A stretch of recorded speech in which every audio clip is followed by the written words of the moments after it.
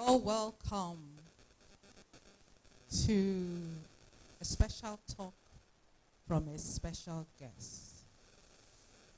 Now, this is an opportunity for the students to interact with a special guest in preparation for your real life experiences. So she'll be talking on a title called The Power of Vision, which is something every one of us will want to sit and be part of.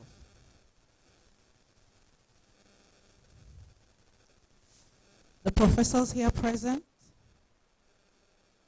my professional colleagues, our guest, our brother-in-law, classmates, students. Good afternoon. We have someone here, and I know a number of us have been sitting, and in order not to waste time, because I also understand some people have been online and waiting, so we'll go straight. I'd like to call on someone we all know, Dr. Chris Otubo. I want us to stop always saying grace, grace, because when we say grace, grace, the students will also say grace, grace. She is Dr. Chris Otubo to introduce our special guest.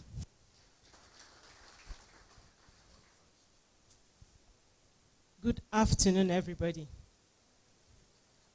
I don't know where to start when you have been with somebody since 93. We were classmates as 92, 93 session. I know that's when we got into UJ together. Shared all the classes right from A1 right up to this White House. And by God's grace, we left here like 99, 2000. By God's grace. So I am here to introduce to you our speaker for today. Her name is Dr. Omaido Iyoko. She's a director in Baxden Pharmacy, Accrington, UK.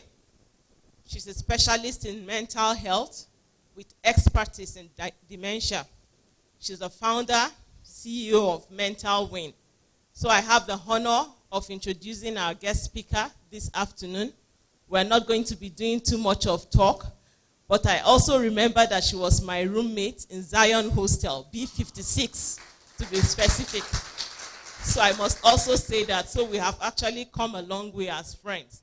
So she's going to be giving us this powerful talk this afternoon. So we welcome you, Dr. Omaido, to give us the talk on the power of vision. You're very much welcome.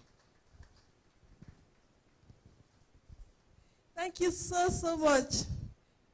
I still call her Grace Atueta. That was her surname then. We had a wonderful time. Thank you for that wonderful introduction, Grace.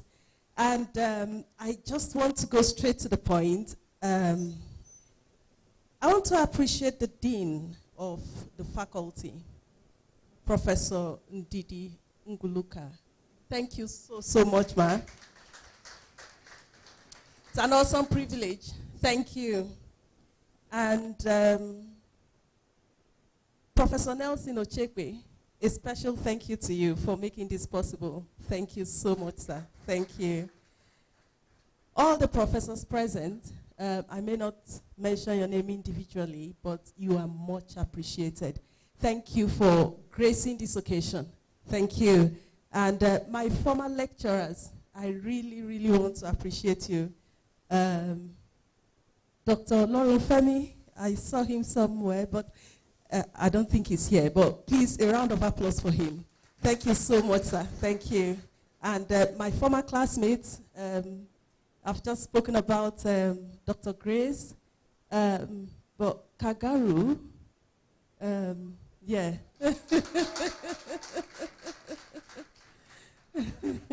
Yeah. And then all the students present, thank you so much for coming. We couldn't have been talking to, empty chairs. Thank you for making this happen. Thank you. And there's someone here, there's someone who is unavoidably absent, and he wished he was here. And that's my husband. Peter Ayoko. He was a student here as well. And yeah, we happen to have been classmates as well. So it's not what you think.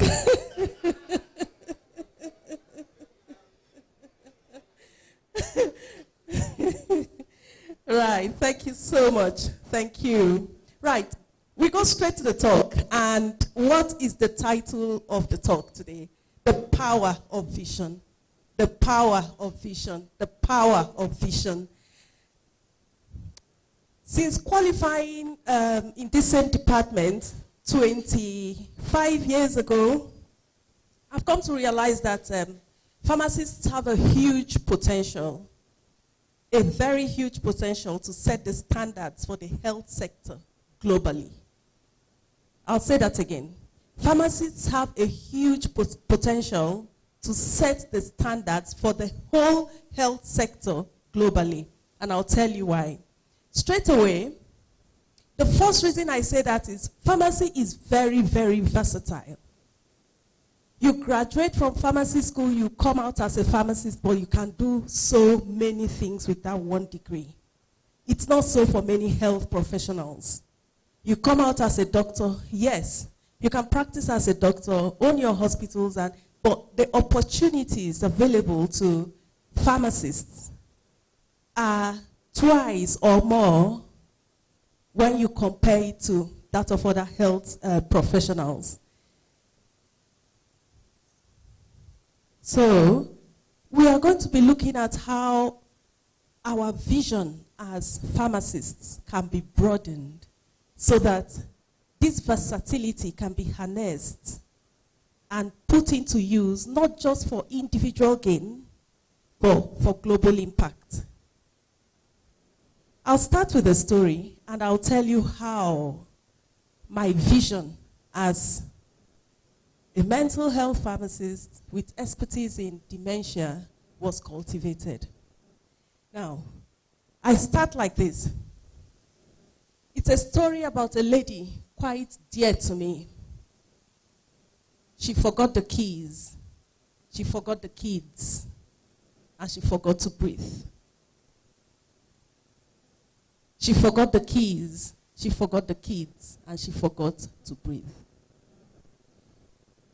While I was doing my youth service, I mentioned my dream to someone, and a fellow copper then, and I said to her, look, I want to finish from this youth service and go abroad.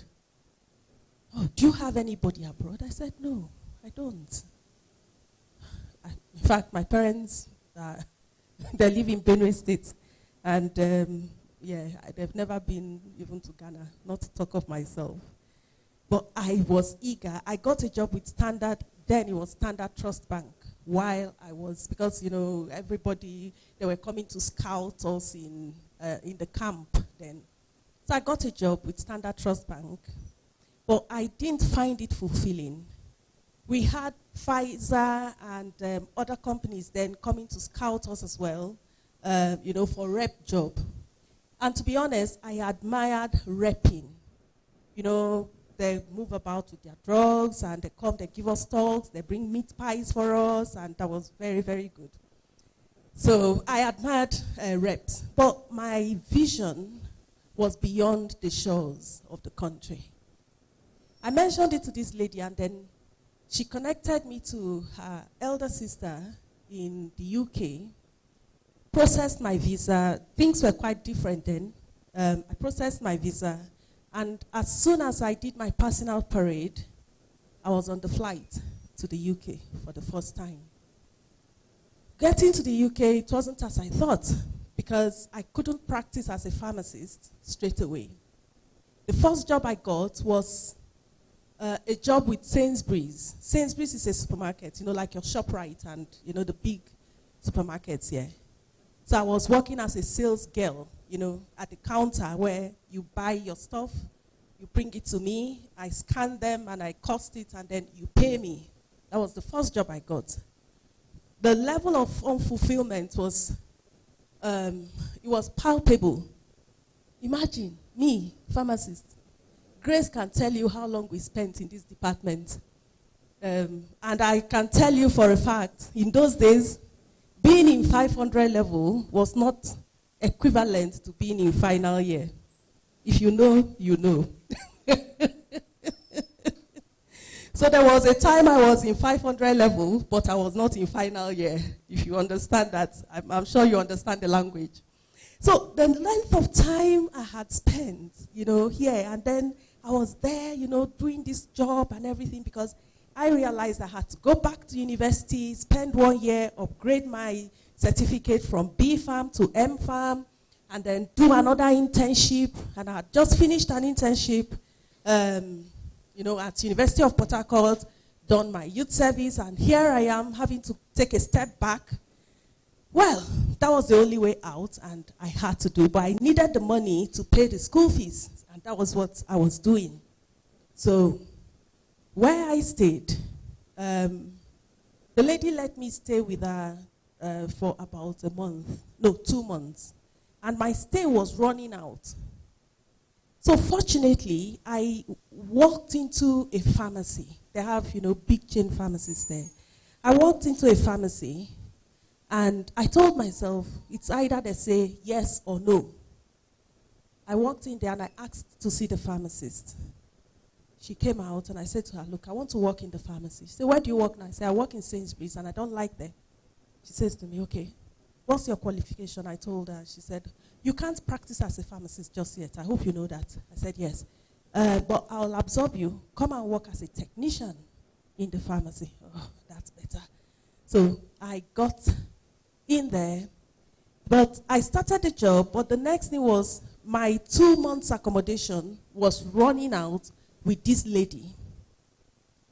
So fortunately, and there, if they say you are staying for 2 months with, if somebody says you are staying for 2 months with me, it's 2 months. There's no extension, there's no I beg.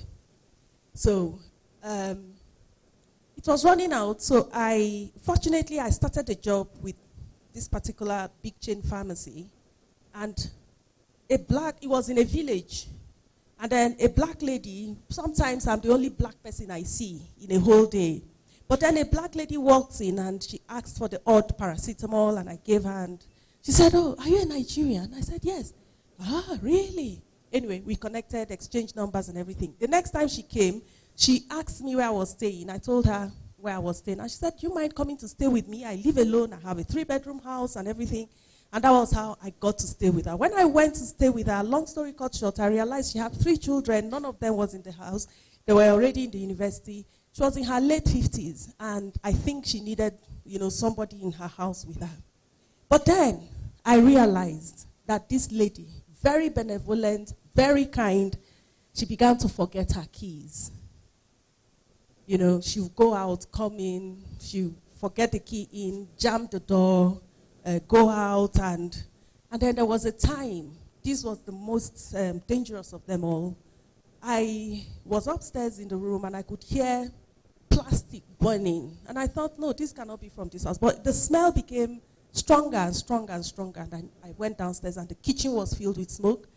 But she was, sat in the sitting room. She didn't realize.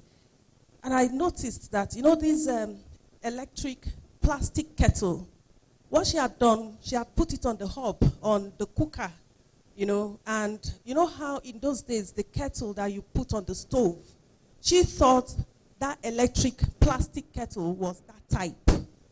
So she put it on the stove, and instead of plugging it, so the water would boil, she put it on the stove and it was burning. What happened? And before you know it, the alarm rang and everything, fire brigade came, and I became more concerned. But then her night became her day. So during the day she's sleeping, but at night she's arranging stuff, she's sweeping, and she's saying, no, I'm getting late for work. At this time she had stopped working because she had some health issues. But she'll be saying, I'm getting late for work. This is at 12 midnight. No, haven't you seen it? All right. Confusion, and she became even more irritable.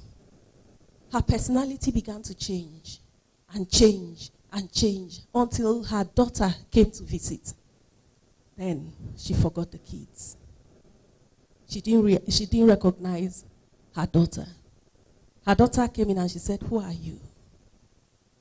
I was scared. And then the daughter too, began to, "But mommy, are you okay?" and everything. But she was always attending, her clinics, and she had a carer who came to look after her and everything. But then it got so bad. She became incontinent, and then they had to make arrangements for her to go to the care home. She went to the care home. I always visited her, but on this particular day I went, and she said I shouldn't go. She called me Oma. The name Omaido is a bit long for them, so most of them shorten it to Oma. And she called me, she said, "Oma, please don't go." I said, "But I have to go to work. Please stay with me." I called work and I said I'll be running late.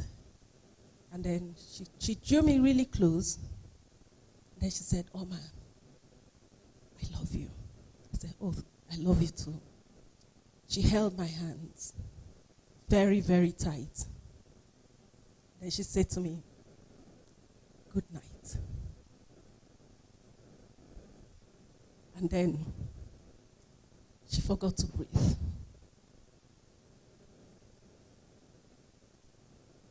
And that was when I realized the pain of dementia, because that was her diagnosis. A lovely woman. My interest now was stronger because when she held my hand, there was a lot of emotions, but what I received was a baton. I believed I received a baton to run a race. And I made up my mind. From that day onwards, I was going to make a mark. My vision expanded beyond, the community pharmacy. I was, at this time happy. I was now working as a technician. I was going to soon qualify, to become a pharmacist and then work in a community pharmacy just like this. And, I felt, well, if I could do that, life was just going to be good. But with that experience, my vision was expanded, the power of vision. And I thought mental health was a good place to start. I did my research on mental health, but then, before I tell you how I proceeded further, let's look at who I am. A qualified pharmacist from this prestigious university and prestigious department. I went ahead to qualify as a pharmacist. That's the OSPAP, the conversion course that would enable me to practice as a pharmacist. I did that at the University of Brighton. And then, with my interest, I went on to acquire a master's degree in public health, and that was still in the UK, University of Bedfordshire, Luton, and a PhD in psychological therapies and mental health at the Leeds Beckett University. I acquired further certifications because I knew that my dream required more than the academic certifications. So leadership, interpersonal skills, networking skills, teaching and training, delivery, project management, and all that. And as you already know, I'm the director and the superintendent pharmacist at Baxenden Pharmacy in Accrington, UK. Today I'm a mental health pharmacist with expertise in the same dementia that lady died of. And I'm the founder and the CEO of Mental Wellness Intelligence Network, which the acronym is Mental Win. I'll tell you what I do in Mental Win as we go on. But look at the statistics in mental health. Why I am bringing in mental health is, as pharmacists, we do not see ourselves beyond sometimes the four walls of a community pharmacy or the four walls of a hospital pharmacy. We don't recognize that we can do more than just practicing as pharmacists. We can do things in addition to practicing as a pharmacist, and that is the power of vision. In Nigeria, the statistics don't favor, not just Nigeria, among the black population generally, statistics don't favor us when it comes to health issues. You know, we are very happy people, and it's easy to miss mental health issues in your brother, your sister, your classmates. Why? Because we are naturally happy, so you can't even tell who has depression or not. But look at that. 1 in 5 people in Nigeria suffer with a mental health issue. That's a very, very high percentage. Suicide, the silent epidemic among the black population. Nigeria has the highest rate of suicide and depression in Africa. Nigeria's suicide rate of 17.3 for every 100,000 stands above the global 10.5 per 100,000, and that of Africa's 12 per 100,000. The disparity is significant. Men are twice as likely to die by suicide compared to women. Self-reported suicide attempts for black adolescents rose by 73% between 1991 to 2017. Suicide rates in black male adolescents increased by 47% from 2013 to 2019. None favors us. But looking at mental health is broad. And I chose the niche of dementia. What is dementia? It's the umbrella term used to describe a set of cognitive, emotional, behavioral, and physical symptoms caused by structural changes in the brain due to progressive diseases or injuries. There are different, Lewy body dementia, Alzheimer's, and all that, but they all come on that. But the main symptom that people present with would be cognitive decline. Memory loss, confusion, disorientation, inability to speak, irritability, personality disorder, restlessness, getting lost in familiar places, anxiety, depression, hallucination. Sometimes they see what you can't see, and they are speaking to people you can't see. And then when it progresses to the severe stage, there is the effect on the muscles, smooth muscles, and that's why sometimes they become incontinent. Dementia is the 7th leading cause of death and one of the main causes of disability and dependency among older people globally. Now, can I just ask a question? How many of us here have a grandfather, a grandmother, an elderly person, an auntie back home who has been forgetful, and you say, the person is just getting old? Anyone? Yeah? Yeah? Yeah? Yeah? Yeah. My brother-in-law is here. He's the senior brother to my husband, Pastor Eko Amali. Mama, who is his mom, and my mother-in-law, sweet woman. I'm not saying it because he's here. But sweet woman. And then at a point she began to forget and forget and forget. But everyone thought, oh no, Mama is becoming old. You understand these things. Mama is old now. Mama is old. But I insisted, this is not old age. We made arrangements, and Mama went to University of Port Harcourt Teaching Hospital, and she had a brain scan. It was there that the structural changes in her brain revealed that she had dementia. Now, how many other black people black elderly people are there that have not had this opportunity to have this brain scan. And we all sit back and say, she's just being forgetful, he's just being forgetful. A lot of us raised our hands just now, and that tells us the epidemic. It's a silent epidemic among the elderly. And can I shock you?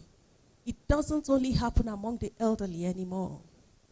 From the age of 50, we call it young onset dementia, and that has the highest rate among black African population. So what is the role of pharmacists in improving dementia care among the black African population? What can you do? What can I do? The number of dementia cases in Nigeria increased by over 400%. Now, when I saw these statistics, I was going to refute it. If I could write a letter or an opinion piece to the publishers of this magazine, I would have refuted it because it's more than this. Dementia diagnosis is poor because, like you all have indicated, if you think a woman or a man is just being forgetful due to old age, do you take him or her to the hospital? The answer is no. So it remains underdiagnosed. And if they say 400% increase, it means those are the reported cases. The unreported cases would be more than double this. So let's go with what's on paper. It says the number of dementia cases in Nigeria increased by over 400% over a 20-year period, increasing from this number, 63,000 in 1995 to 318,000 in 2015 among persons aged 60 and above. So people aged below 60 are not accounted for here. And that means this figure is debatable, but debatable in the negative. Black Africans have a higher chance of developing vascular dementia. Why? Because vascular dementia is often an aftermath of cardiovascular diseases. So people with high blood pressure, people who have had stroke, people with diabetes. So these are people with increased risk of vascular dementia. These are the things that cause the structural changes in the brain.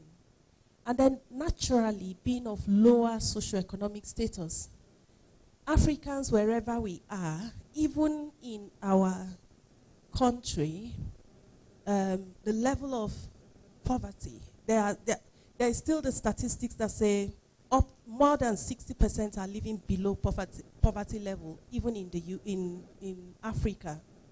Now, if you take Africans again to the UK, take us to the US, it's still the same statistics. We remain, some of the poorest. Being of lower socioeconomic status predisposes us to having dementia in later life. Among black Africans, over 60% of dementia cases have remained undiagnosed. Why? Because we believe that dementia is a natural part of aging that does not require treatment. And then for many families, when we see that dementia is getting to the advanced stage where the person becomes incontinent, the person begins to hallucinate, the person begins to become irritable, irrational behavior, we now begin to equate dementia to madness. And then you can say, that woman's head is not correct too. That woman, the way she's talking now, her head is not correct. And what do we do most times to people whose heads are not correct? There is stigma. You don't want to associate with her, you don't want to associate with him. And then you don't want to associate with that family. And then a young man goes to the granddaughter, wanting to marry the daughter. What do they say? Don't marry from that family. Oh. They have mental problem in that family. She's the daughter of so-so-so and so in so-so-so village. They don't marry from there. Oh. Did you see? Her grandmother went to the farm and didn't come back. She didn't know the way back. If you are sitting and talking with her, she'll be talking to people that you cannot see. Don't go there. Oh. Then that family, what do? They hide their grandmother. instead of taking their mother out for treatment, taking her out for help, what do? They hide her. So that stigma, because it's a stigma on the whole family, and they don't want that. So people living with dementia do not receive, one, the diagnosis they need, and two, they don't receive the help they need. They don't receive the support they need. And that is where pharmacists can come in. Over 65% never receive treatment. And there are medications that people can take to slow down the progression of these diseases. Many health professionals are not aware, because even health professionals attribute memory problems or cognitive decline to old age as well. I've heard doctors say, well, he's old, what do you expect?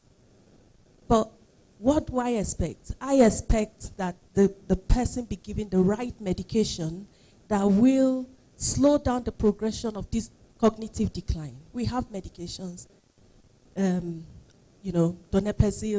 memantine, and that can help. But look at the projected dementia prevalence in the next 40 years. And this is even more scary. Globally, it's projected that in the whole world, it's projected that dementia cases will increase twofold. So there would be a twofold increase in 40 years. That's the number of people suffering with dementia. But isolating Africa, people living with dementia will increase by 7-fold. And that's scary. So let's see, exploring the role of pharmacists in supporting improved dementia care among the Black African population. And that is part of the project I engaged in my PhD. What I did was simple. I engaged community pharmacists in both quantitative and qualitative research methods. I interviewed community pharmacists, about 111 of them. But don't forget, this was done in the UK. So you see that most of the results are UK-based. But I'll tell you why this is relevant. 141 Black Africans participated in the questionnaire. But in the qualitative phase as well, community pharmacists, I interviewed 10 of them. And altogether, the Black Africans I interviewed were 36. But I purposely included people living with dementia, Black Africans living with dementia. I was able to get hold of 6 of them there in the UK, went to their houses and had a chat with them. That gave us, when I say us, I mean myself and my research team. It gave us an insight into the lives of people living with dementia. An insight I would never have known if I didn't embark on this research. What they feel, their journey to diagnosis, the bumps they experienced on their, and how they live with dementia even now, how they manage the stigma, and so many things. Very interesting findings, from this research. The quantitative aspect of the research came up with 70% not aware that dementia is progressive and leads to loss of cognitive abilities. 79% believe that memory loss is a normal part of aging. And I believe there are quite a few of us here who have always believed that.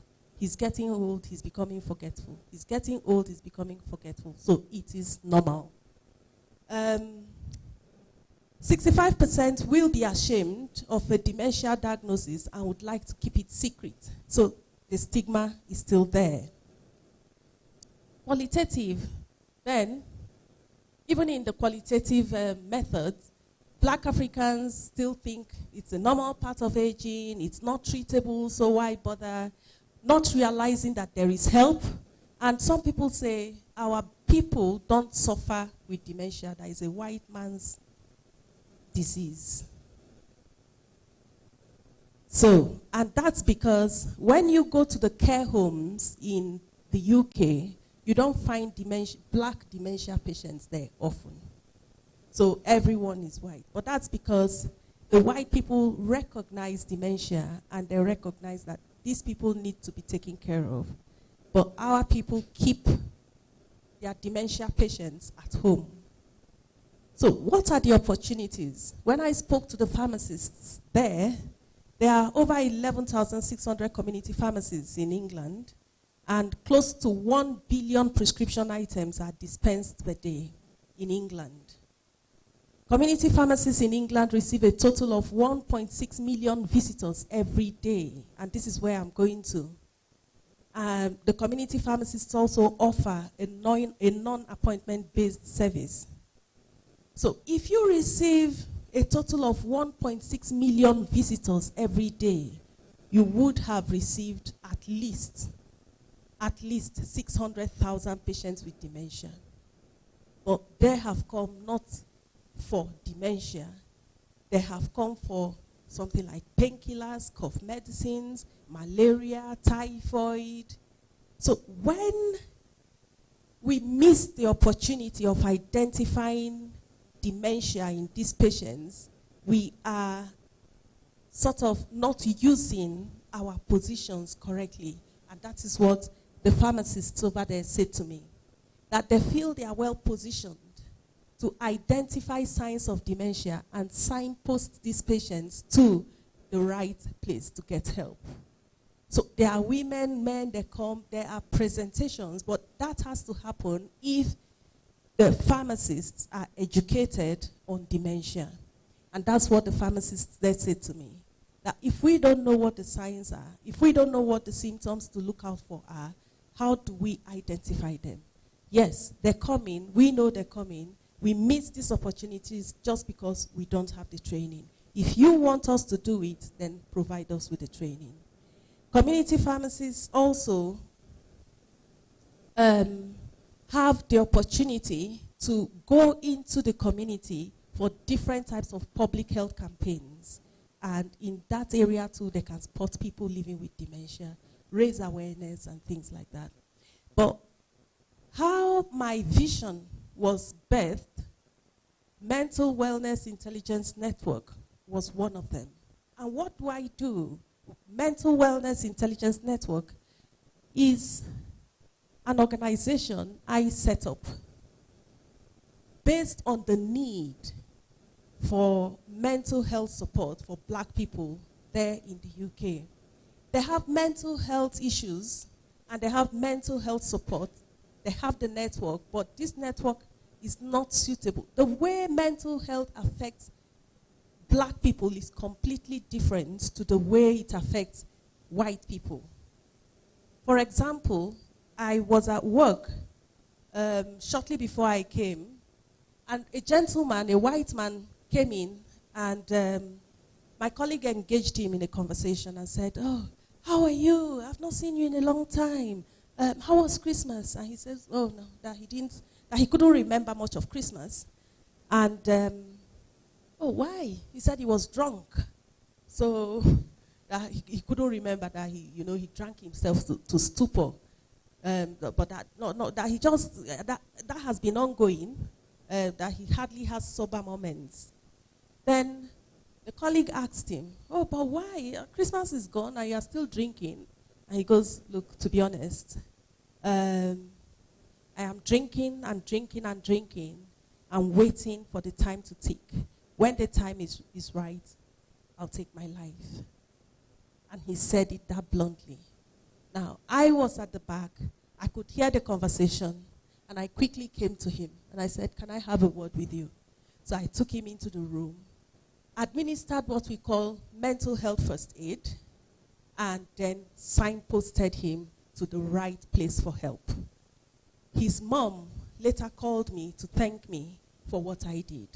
I'm only a pharmacist. I heard the conversation, but I did something. Now, what I do with Mental Win is providing mental health first aid training to companies, organizations, universities, students.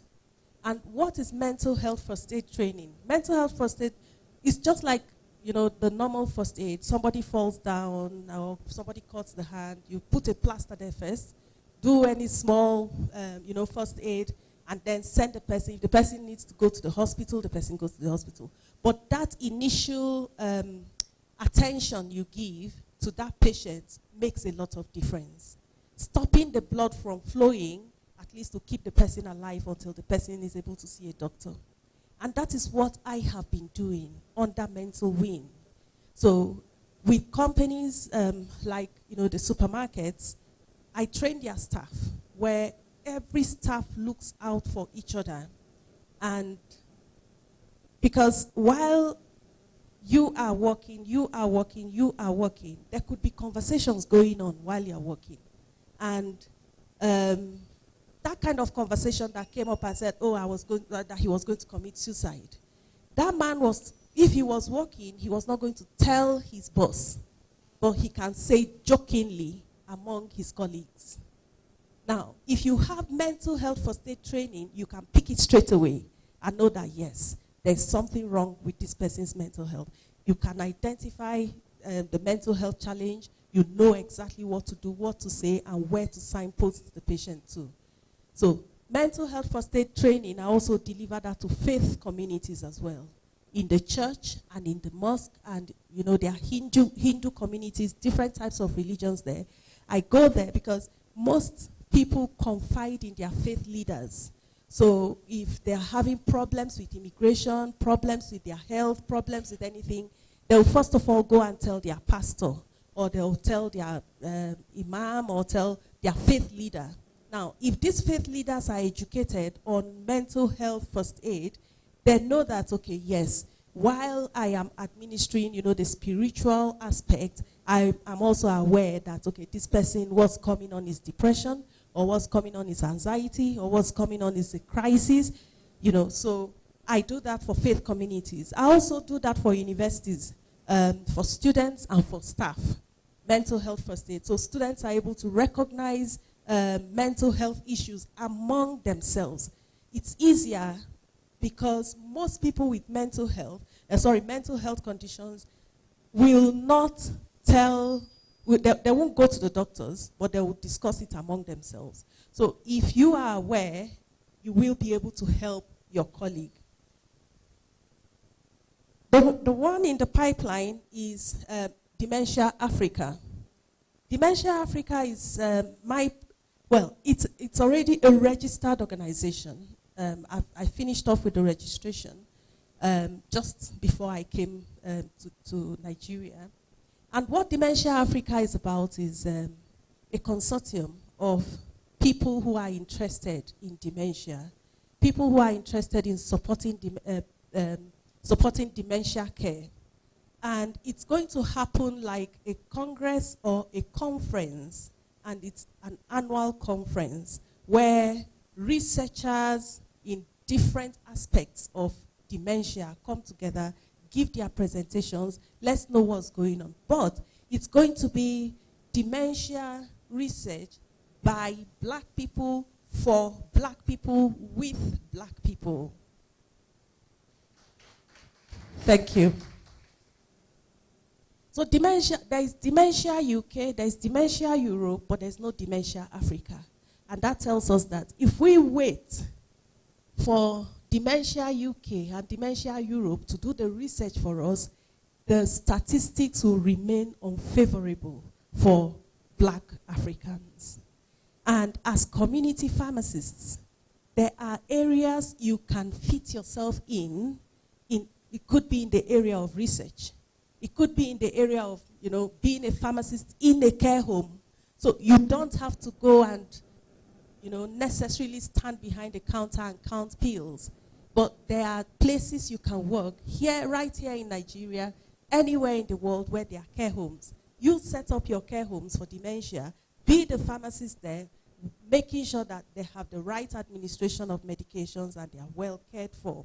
So Dementia Africa is also going to be a hub where we support people living with dementia, people carers of people living with dementia, families of people living with dementia. And it's a big project coming up. I am hoping that the inaugural conference will be holding next year because, you know, of the plans and preparations involved. But then it's going to be it's going to make a huge difference to dementia care in Africa. So the call to action here is this. As professional colleagues, consider an expansion of vision to accommodate mental health improvement. So yours may not be dementia, if that's not, you know, your passion. There are diverse areas of mental health, you know, that you can delve into. But like I said, mental health issues have become an epidemic among the Black African people. And like I said again, the statistics are not in our favor. Look at that, 7-fold increase. So all hands need to be on deck. Now, if we don't help ourselves, the people out there, they feel they've done enough and they are not going to help us. And then, even if they want to help us, we understand ourselves better. We understand the way Africans think. We understand our language better. You know, you see somebody who has been very boisterous and happy, and all of a sudden the person withdraws. A white man will say, oh no, leave him alone. He just wants to be to himself. You know, it's all right. But we all know that this one, it's not usual. He's always, you know, boisterous, friendly, and everything. So we understand ourselves better. And for that reason, a research by Black Africans for Black Africans and with Black Africans will make a lot of difference. At this point, I want to hand over the microphone to the Dean. But before I hand over the microphone, I want to say a massive thank you to you. And I hope you do consider something in the mental health sector, expansion of vision in the mental health sector. But wherever you choose to go, do not settle for a job, if you know what I mean. When I say do not settle for a job, have a job, but step out, because your certificate as a family Pace, because I was supposed to fix one mental health talk again with another lady in the university. This started happening based on the fact that a number of students have had issues. So I've had to encounter at least 3. That's just minimum. And by the time we had one in the hospital that spent about 3 weeks, I now started discussing with the doctor, that's her doctor, on how we can have her come here, have a chat with us, and then we'll see how we go from there. She's also ready to have a number of people examined, okay? Now, I haven't had that case that was admitted for three weeks. A student now came to me and starts talking about, I'm depressed. You know, before, depression is I'm depressed seems to be so common that we just started taking it lightly. But after that one, he said, I'm depressed. I said, okay, hold on, drop whatever it is you're doing. I put a call to the lady. I arranged for him to go and meet the lady, because now I no longer take I'm depressed lightly. So we have her. I'm going to let us ask her questions. And then there's one thing she said that we may have to look at and see where she comes in, even though I don't know how long she's staying in Jos. And then we'll see how it goes. We'll still have that lady because she is resident here, so that we can now be able to work hand in hand. This thing she's saying about you people being able to know how to give first aid is something we need to take seriously.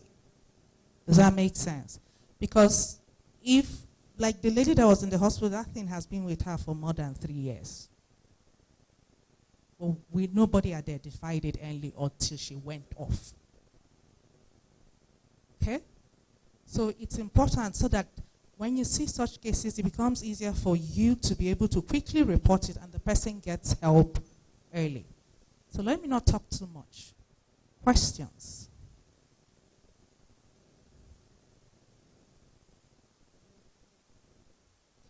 Yes.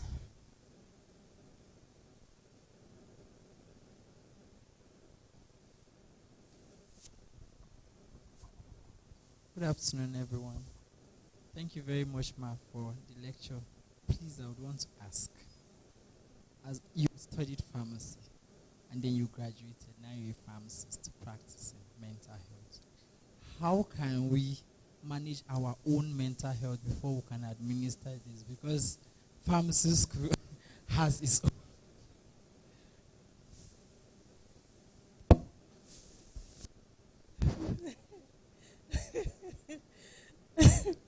Thank you very much. Thank you. Thank you. Right. Before I answer that question, I must say something. Now, what you are experiencing in pharmacy school, Dr. Grace will attest to it, is normal. Yeah.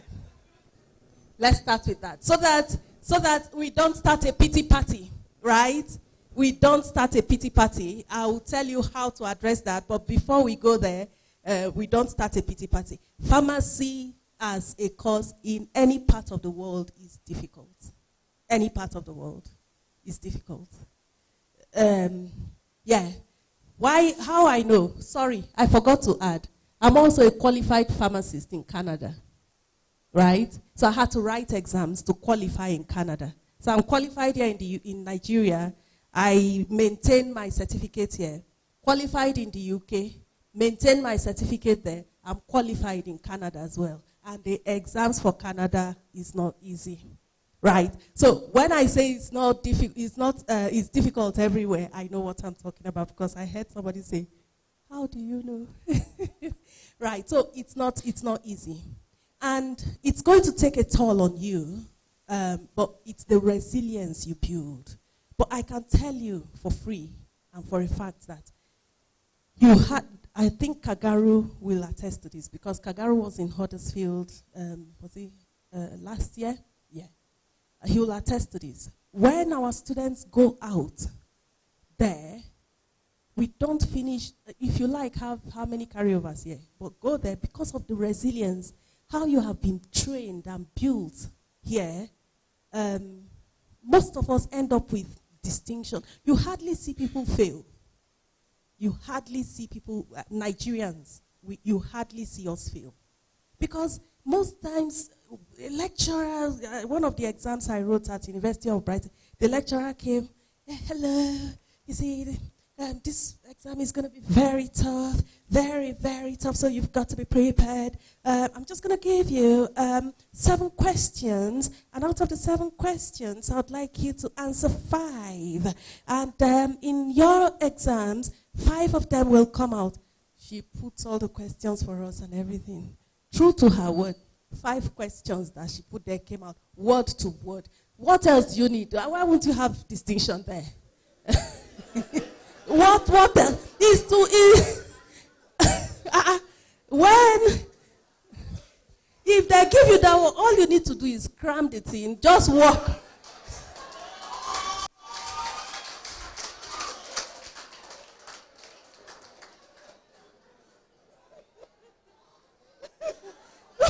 What else do you need? But the Oibo girls, oh, this is so frustrating. I don't even understand. All right. And don't forget, we were older, if you know what I mean. I had finished, with so many ASU strikes and riots and everything. So by the time I went there, I was in my late 20s, and these were, 21, 20-year-olds with me. So with that wisdom and, we had that upper hand, and we showed them the stuff we were made of,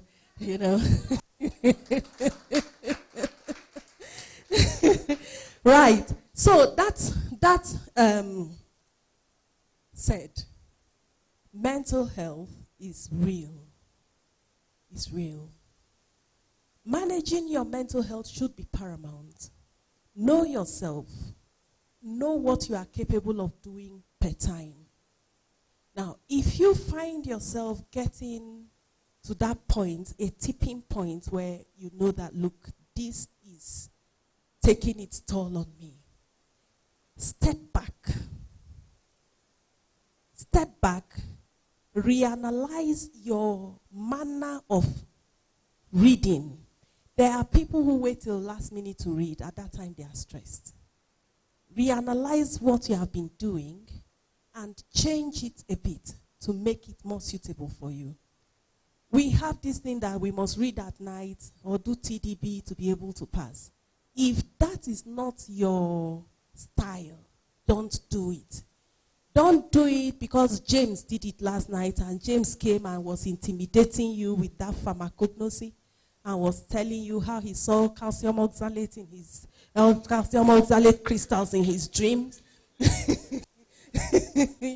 You know. So don't do it because James did it.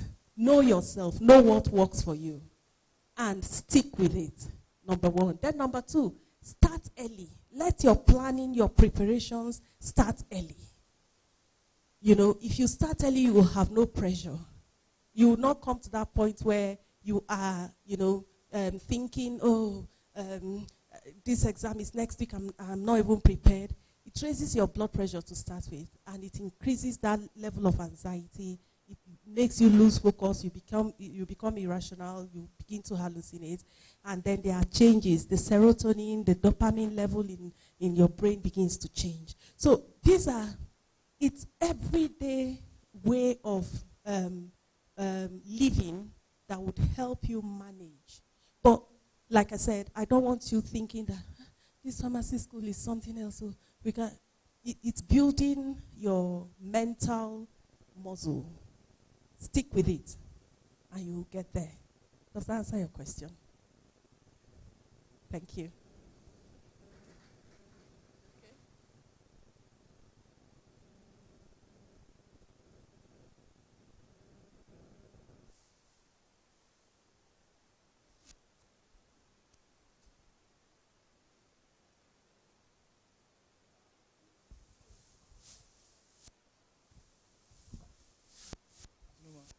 Good afternoon. But we often have dementia.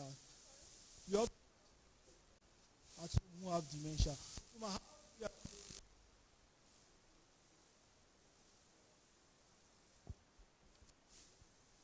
Yes.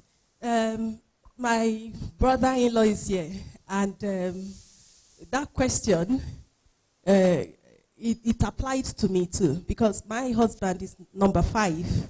His mom, they are 10. My brother-in-law is number 2. So there's one before my brother-in-law, and then he's number 2, and then down before my husband, and then, about 5 again after him.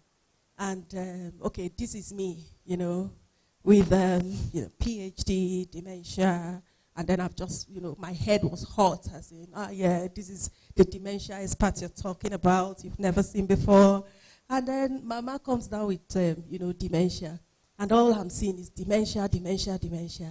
And now to convince starting with Papa, to convince Papa and convince child number 1 and child number 2 and child number 3 and child number 4 and child number 5 was convinced already because he knew I knew what I was saying. And then everyone else, to take Mama to hospital and to say, Mama is not just being forgetful, this is dementia. It took a lot of meetings, Zoom meetings. Okay, but have you tried this? Do you know this could be this? Oh, no. This is, Mama's mama was like that now, isn't that? And with that said, I say, Mama Anu was forgetful too, But that then is another clear sign that this is dementia, because we don't say it's hereditary, but it can pass from generation to generation. So as soon as they say, her mother too had, I say, that is it. But it was taking her, what I did was take her to UPTH. I knew, because I did my internship in UPTH and did my youth service in Braithwaite Memorial Hospital in Port Harcourt. I still knew doctors and consultants there. So I just called them. I said, my mother-in-law is coming. They are not aware that this is the test she's coming to do. But these are my suspicions. They knew I'm a medical professional. They took me seriously. But she went there, I think she was complaining of pain in her ankle and pain in this place. So they took her for a CT scan on my own account. And that was when they discovered that, the brain and everything, there was a bit of changes there. And they gave the dementia diagnosis and the treatment started. That is where you come in as a pharmacist. You are a trusted health professional in your family. My husband's niece is in 200 level medicine. All of us are calling her doctor already because she, that's how Africans are. As soon as you become a medical person, everybody begins to accord you that respect. You don't know the authority you have as a pharmacist or as a pharmacy student, and that's why you're not using it. And that is why you need this power of vision. Take it upon yourself. Stand there as that authority and let them know that this is something you know. Mama needs to go to hospital. There may be objections here and there. You can go behind their back. Okay, does she? Usually people with dementia have other health conditions. So let them go for the other health condition or mention it to the doctor behind, and that normally works. Thank you.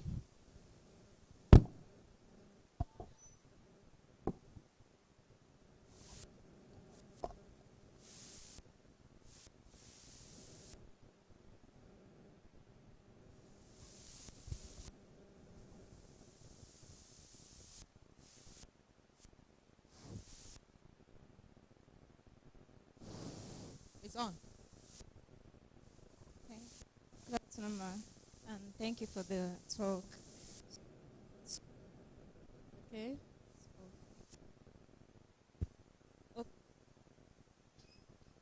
Okay, I have two questions.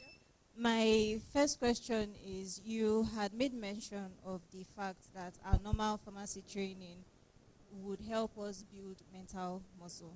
So regarding that, how do you or where do you draw the line between where the training is helping you build resilience and muscle to where you're just living in sheer denial of your own mental state? That's one. And then you also made mention of the fact that there is something called first aid, mental health first aid. So what specifically is that? How can we identify specifically how to, know what that is and how to basically know the signs and how to intercept at our level? Thank you so much for your questions. Very, very valid questions. The first one, I like it. You said, where do you draw the line between where, okay, yes, this is building resilience, and then you slip into the real depression or the real anxiety or the real mental health condition. Now, where you draw the line is where it begins to affect your everyday tasks and where it begins to affect your ideations, the things you think about, how you are actually coping.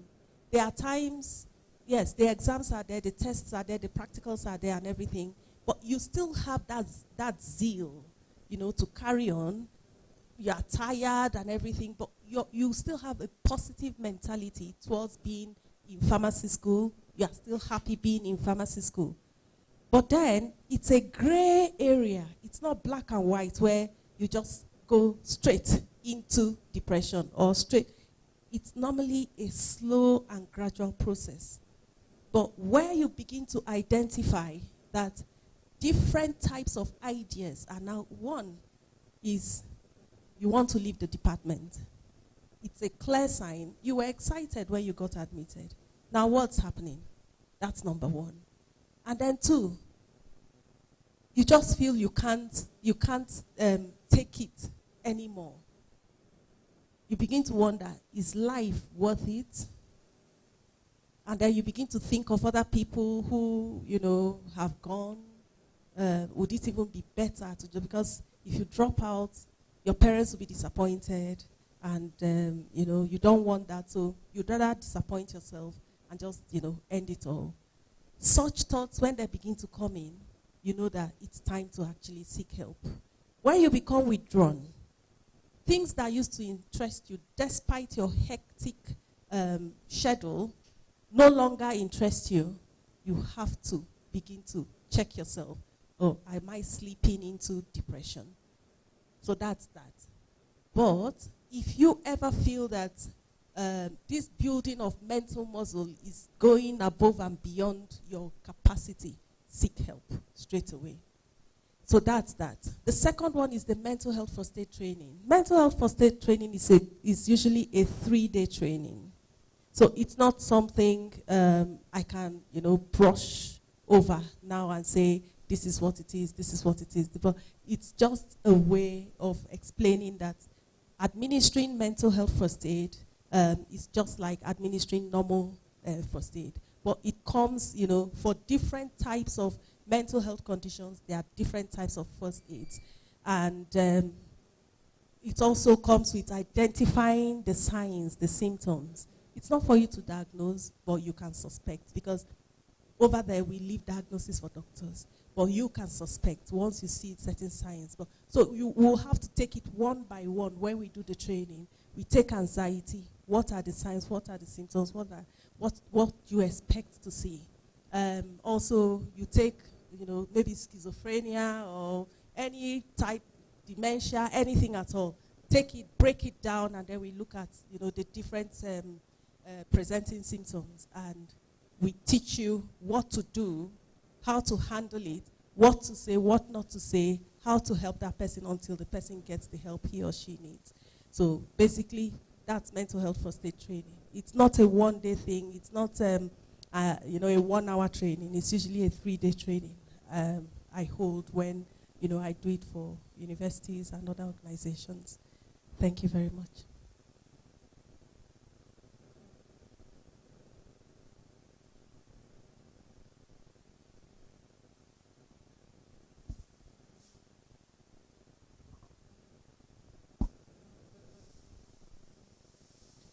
Thank you, the guest speaker. I have a question and comment. Thank God that you have explained to our students that it's not only just hanging your lancet somewhere.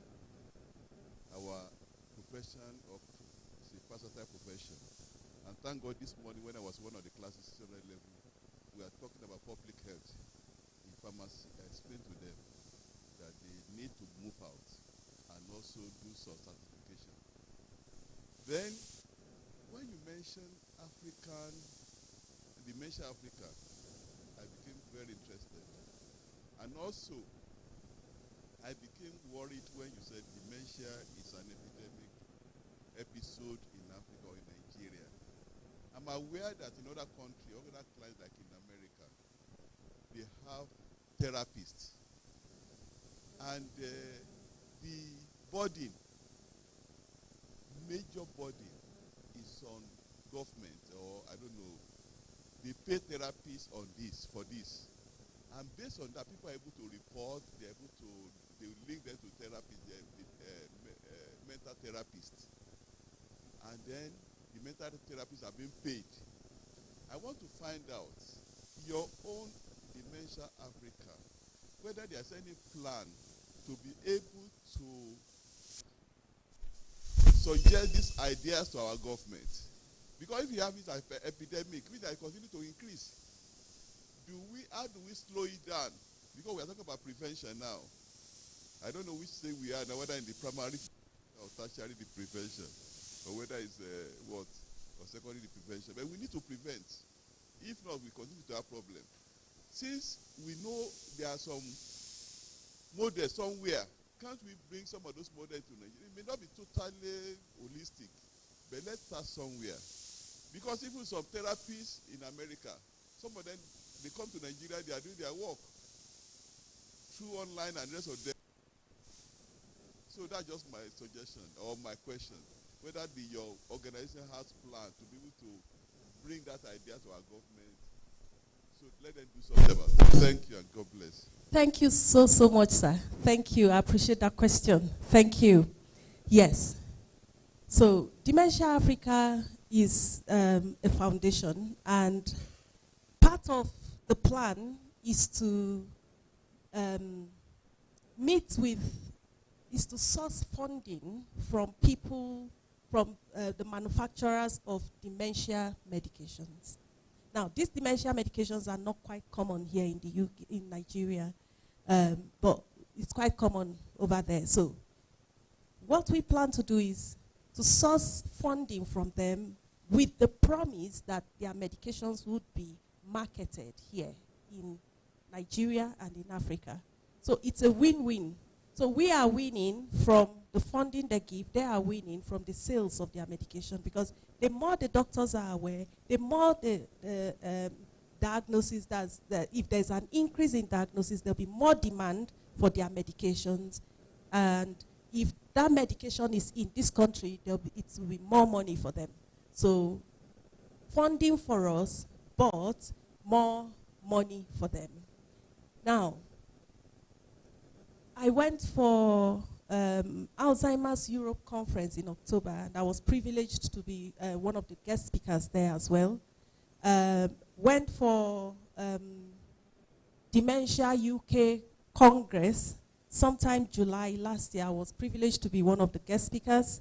I went for another one in Italy, another one in Switzerland, and privileged to be one of the speakers. But I can tell you that in dementia, while people, I'm agreeing with you, sir, while people, in America, in the UK, because at the Congress and at the conferences, people come from all over the world to give their presentations.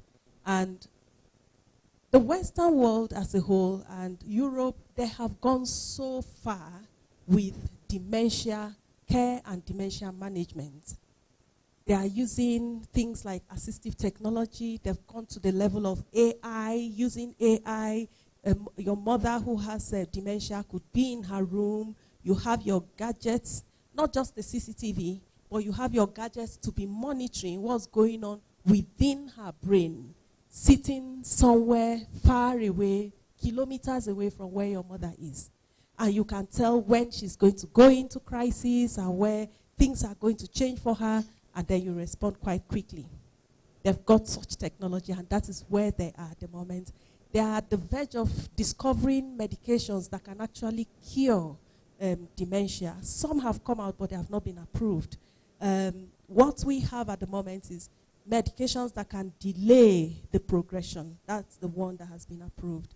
So why I'm saying this is, while the Western world is so much advanced in dementia care, we are still at the level of awareness. And that is why I believe Dementia Africa it has come at the right time. I mean, it's long overdue. We are still at the level of convincing people that dementia is a sickness. Before you convince, before they start treatment, before the stigma, before their attitude, before their wrong perception, and then we get to the point of using technology and all that. And that is why Dementia Africa, I believe, is very important for we Africans. Because as they are doing this research, they are doing it with themselves in mind. They are not doing it with Africans in mind. So we have to rise up to do it for ourselves. Yes. During Dementia Africa, sir, during our conferences, we'll invite people from all over. Whatever you are doing there, come and present it to us, and let's know what you are doing, how we can collaborate, and how we can bring what you have, what they have there, over to this place and help our people as well. So yes, sir, it's in the pipeline and it's part of our plan. Thank you, sir.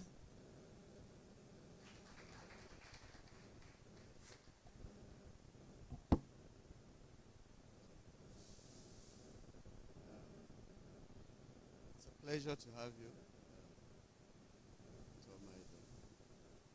I thought you would have said it, but let it come from it, since I've committed all of us in advance.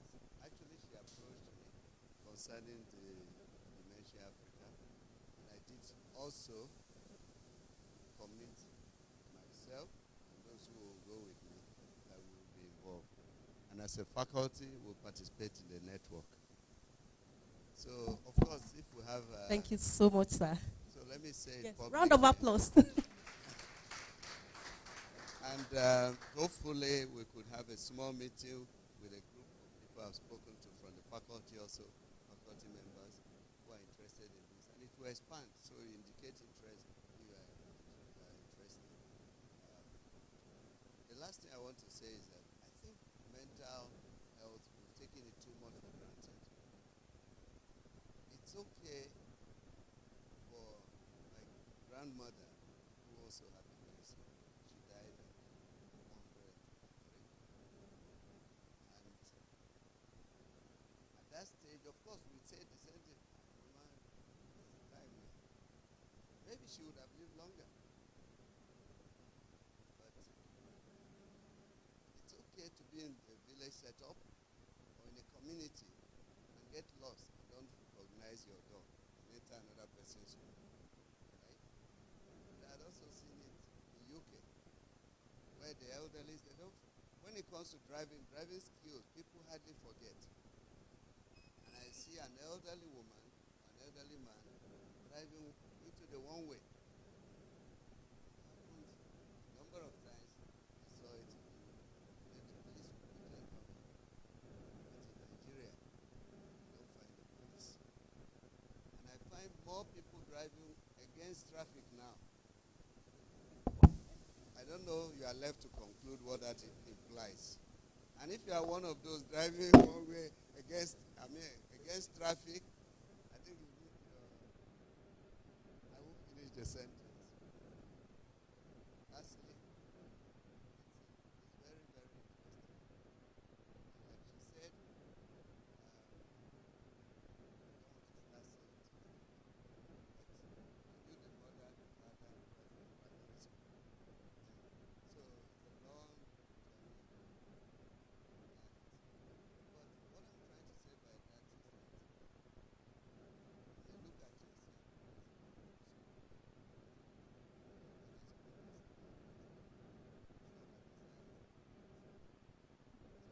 Definitely. young shall grow, and the young have grown. Thank you. Thank you, sir. Thank you. Thank you. Let's quickly see how we can commit her. But committing her is actually based on if you are interested. So I was thinking, since somebody has asked a question about the first aid, whether we could make arrangement for a webinar, like a 3-day webinar, maybe during your holidays, if you don't know what to do with it. But that will be when I see a number of people indicating interest before I bother her. But we could have that. It's important you have that first aid because, like I said, it will help you identify your colleagues early. Okay, so if we are interested in the first aid, a 3-day, we could arrange a virtual. Can we do that? So we can do virtual, then she can be able to train us. Okay? We'll have that 3 days. She'll be able to train us. She can now be in UK, or we would arrange it. It will be virtual. So if she's already saying okay, are you fully interested? Okay. So we will fix it after your exam. Sometime you take 2 weeks and rest after exam, and then we fix it. Eh? Okay, depending on the number of hours a day. No, he's saying that it might be 5 days online. So I said, well, it depends on the number of hours because it has to be, we'll need to fit into your program. So we would have that arranged and then we will inform you and we get it done. But please, expression of interest to PAN's president, students. Right? Expression of interest. You know what's called expression of interest? You want to say something?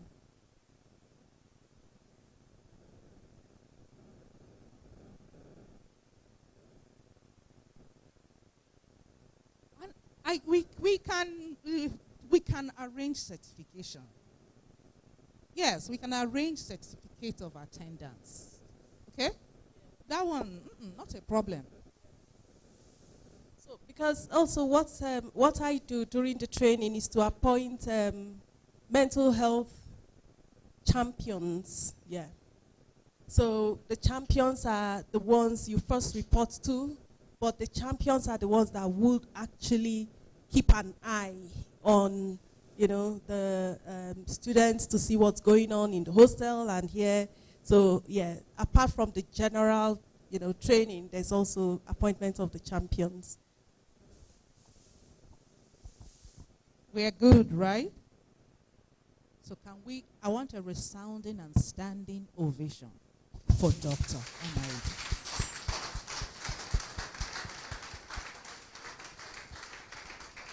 Thank you very much.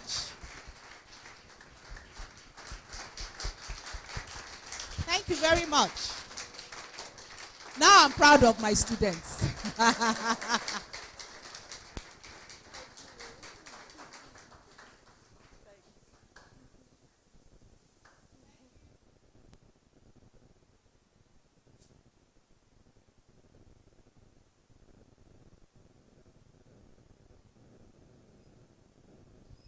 Right, thank you, the Dean, for the privilege.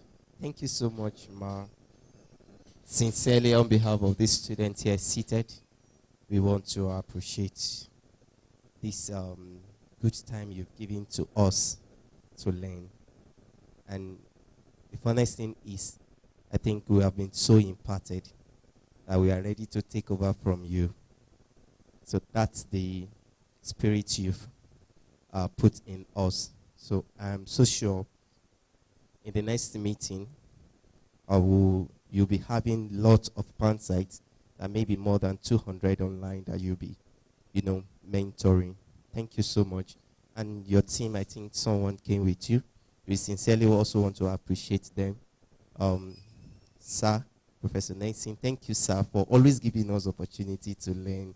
I think you've provided such opportunity like this. Thank you so much, sir. And to the faculty member, really appreciate our lecturer. Thank you, sir, for being in our meeting. Sincerely, our students, I want to also appreciate you for being in attendance. God bless you all.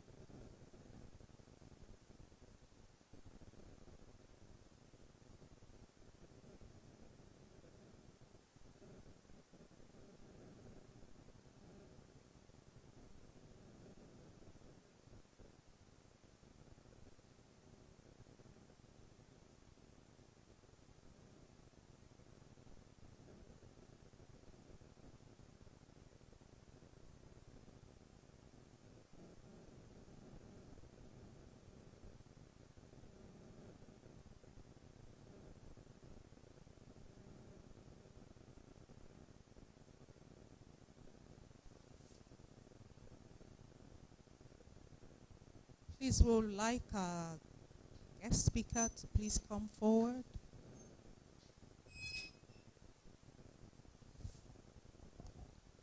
So, on behalf of the faculty, the staff, and the students, we want to say thank you so much for availing us this opportunity, speaking to us at such a short notice. And this is our token to say that we appreciate you. Thank you so much.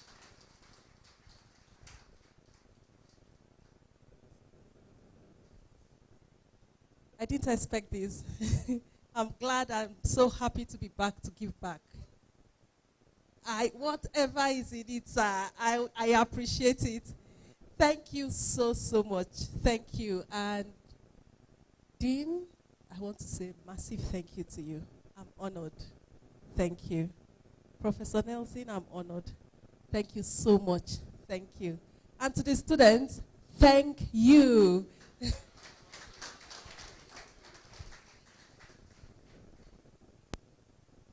Where we say class dismissed.